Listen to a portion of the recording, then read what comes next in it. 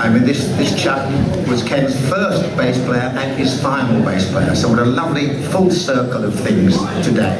Thanks to Julian.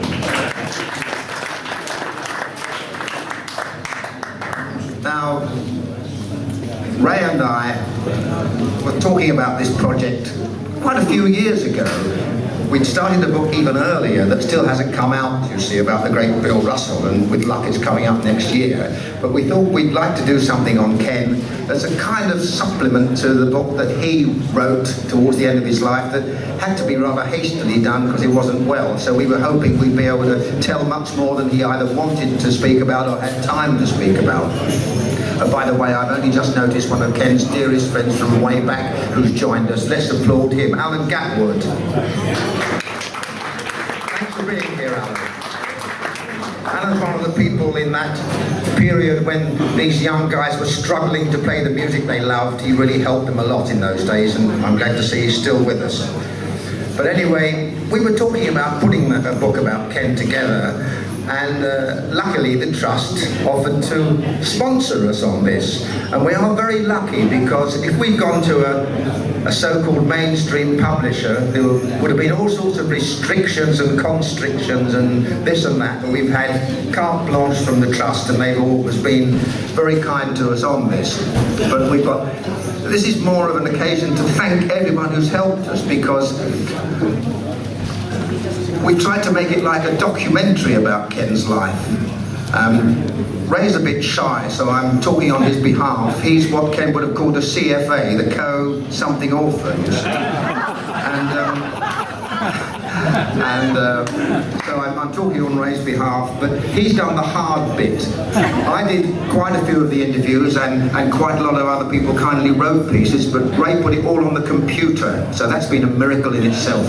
A giant jigsaw puzzle. So that was a very important part of it, but it's really all of you contributors we should thank, because in a way it's more your book than ours.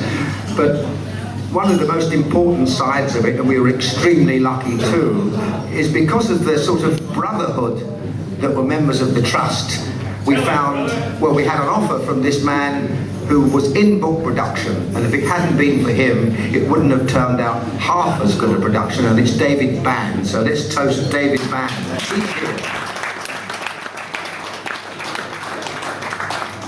But the man who really brought great creative strengths to it, and it's already been received well by people who understand such things, is Ken's brother Bill's son Martin. So really it's Martin's book too.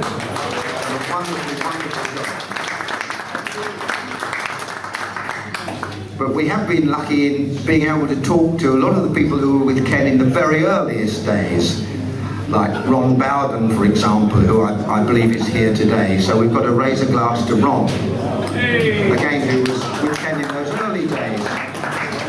And later on, in some of Ken's bands, Jeff Cole, Tony Pike and Sammy Remington. So we're lucky to have them with us today, too. Too many to toast, or we all fall under the table. But if it works on a documentary level, I'm pleased, because I like to think it gives an objective view of what Ken tried to do and what perhaps he did achieve, someone who strived all those years to play New Orleans music the way he saw it. And there are too many of his associates here for me to name them all, but that's the reason we're so pleased the Trust could arrange this occasion, to thank you, because as Leonard Sachs used to say on the good old days, mainly yourselves.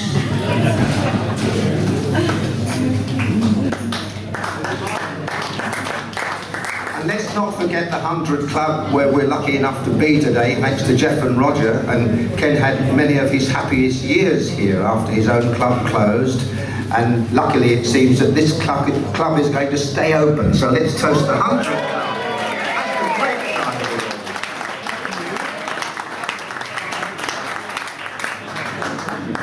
I could go on, but I shan't. Thank you very much from me and Ray. Thank you.